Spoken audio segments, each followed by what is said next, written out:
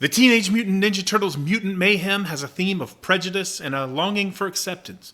But what does the science say about our tendency to categorize others, and how can we be more accepting? Stay tuned.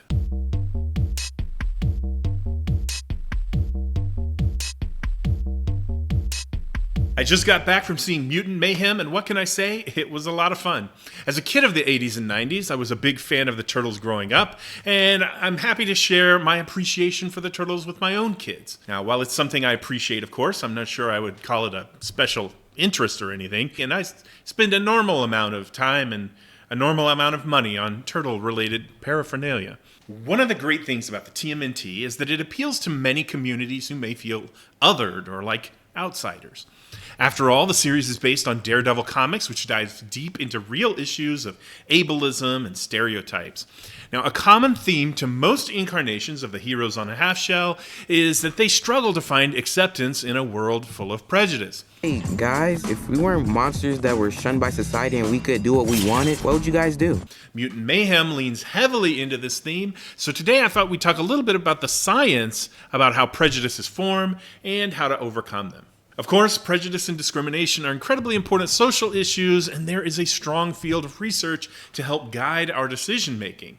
And all of that deserves 100 videos, but this video is just to dip our toes in the water and introduce you to some of the ways we approach the problem in psychology and neuroscience. First, let's ask the question, why do we have prejudices in the first place?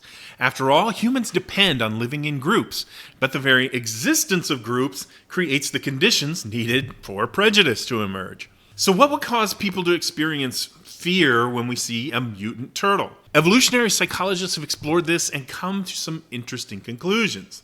Now, most of the research on prejudice formation doesn't focus on mutant turtles, but instead focuses on racial biases. Before we get too far into the weeds on black and white racial prejudice, we have to consider a couple of things. First, while there's a group tendency overall to see these patterns, it isn't going to be the case that every participant will show prejudice against an individual of another race. Second, just because we see a difference in some kind of response to one type of face or another doesn't necessarily indicate prejudice against that face.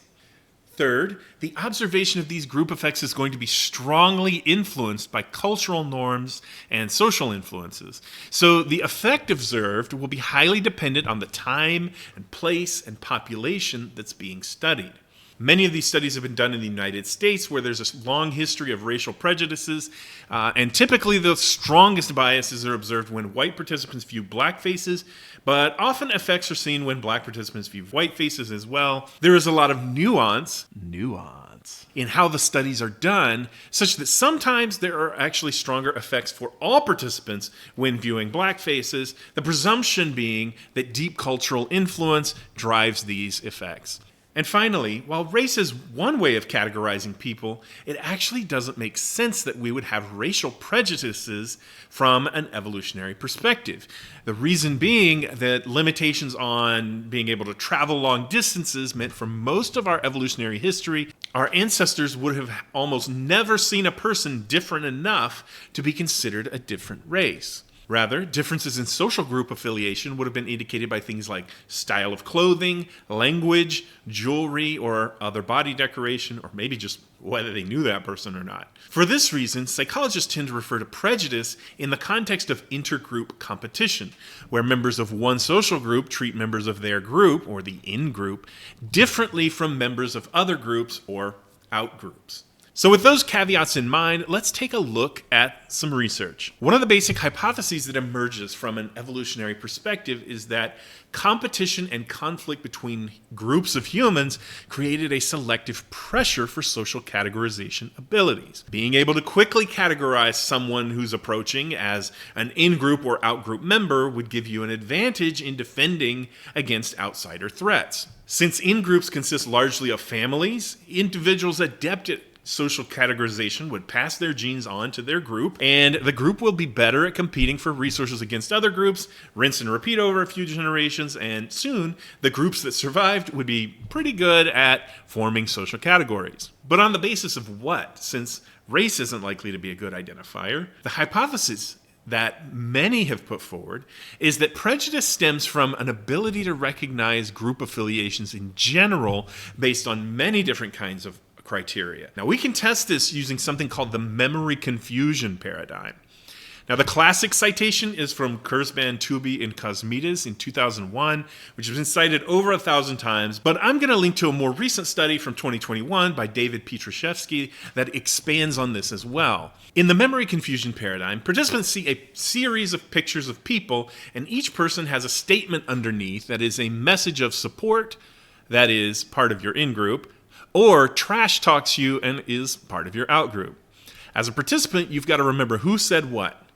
Then they give you a distractor task for a while, and then they bring you back in like a half hour later and test to see if you can remember who your friends are and who was talking smack. Instead of looking at which ones you got right, though, they look at your mistakes. And it turns out you're more likely to make an error and classify the person as a smack talker if they are a different race than you. Now, this shows that there is a tendency to categorize social affiliations by race. But in this study, there's another condition that helps us understand what's going on here. In a second condition, when they show the faces in the statements, most of the people trash talking you are wearing one colored shirt, and most of the people supporting you are wearing another color. Now, when you look at the errors made, shirt color tends to be the dominant predictor, not race.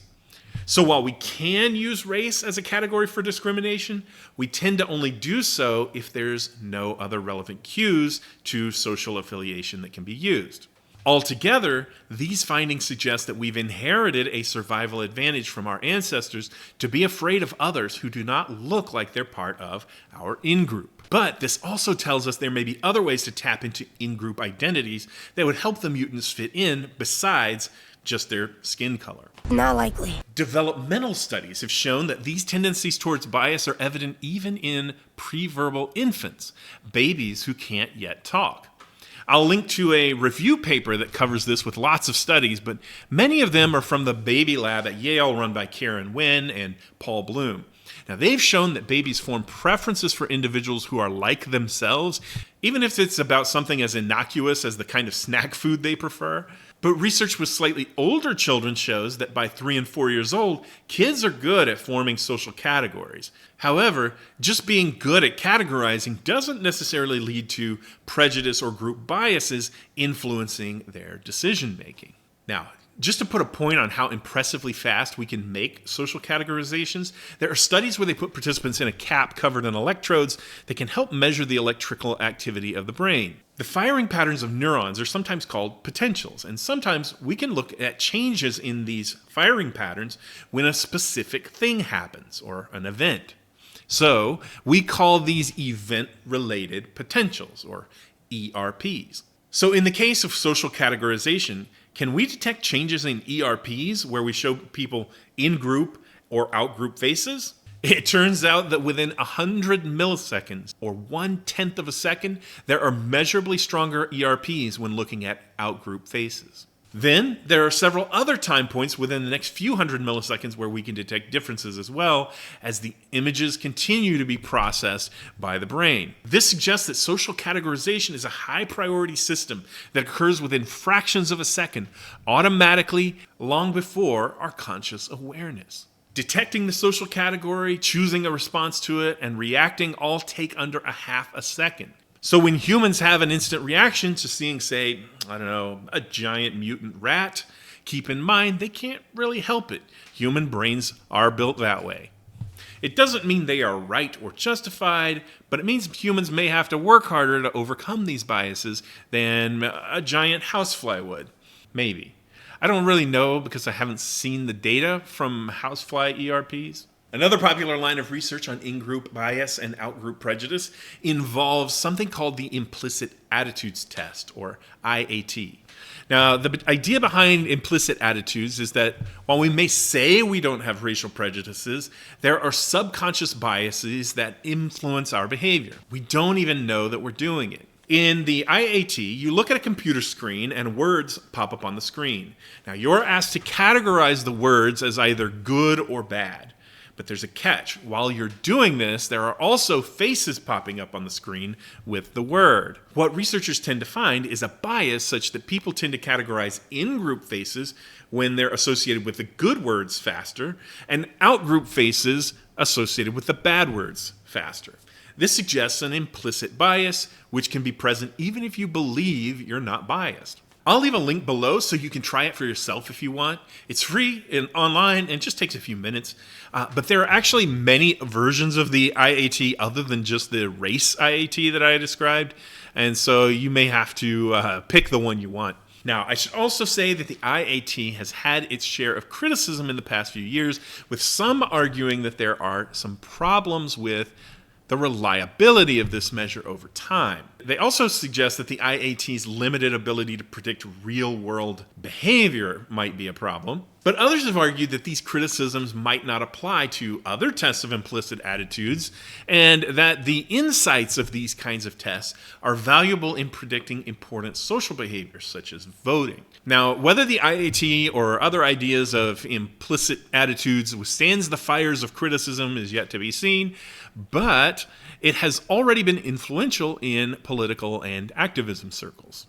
So maybe we humans have got some natural tendencies to fear the other. Will the turtles be able to overcome these biases? Well, you'll have to see the movie to find out how that plays out in Mutant Mayhem, but science has some answers to the best way to overcome implicit biases, and it seems fitting to mention a couple of them here.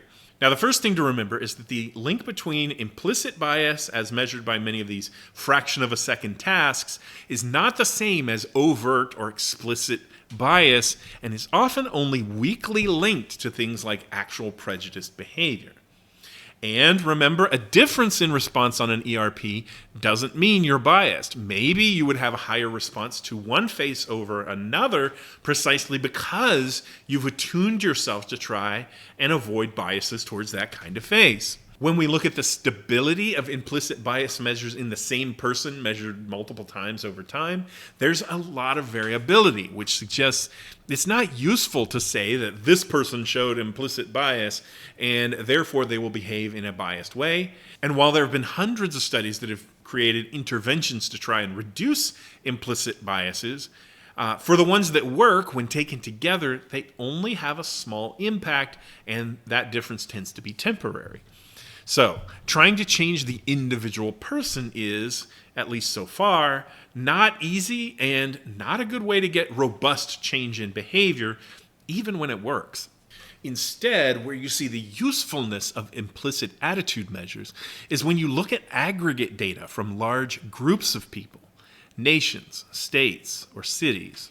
Places associated with higher rates of racial health disparities, use of racial slurs, or more police shootings tend to have higher levels of implicit race biases. Rather than stable attitudes of an individual person, implicit attitudes seem to reflect the bias of crowds, the biases of institutions, organizations, and situations that people find themselves in. To change this, we need to focus on cultural change to reduce biases where possible, rather than trying to change individual minds and attitudes.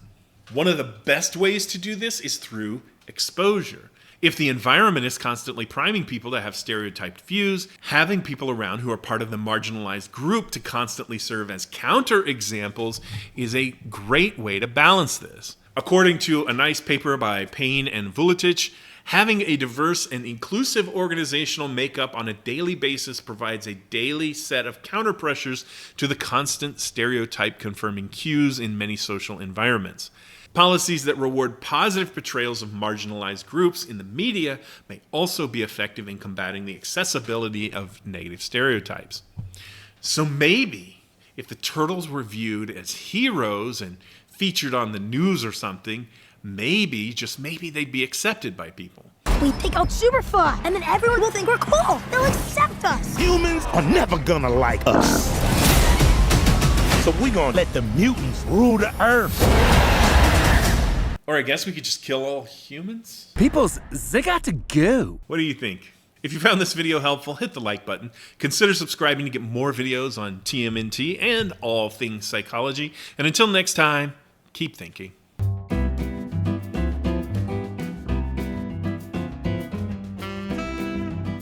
Oh, and I almost forgot. I want to know, what's your favorite turtle and why is it Donatello? Leave your comment below.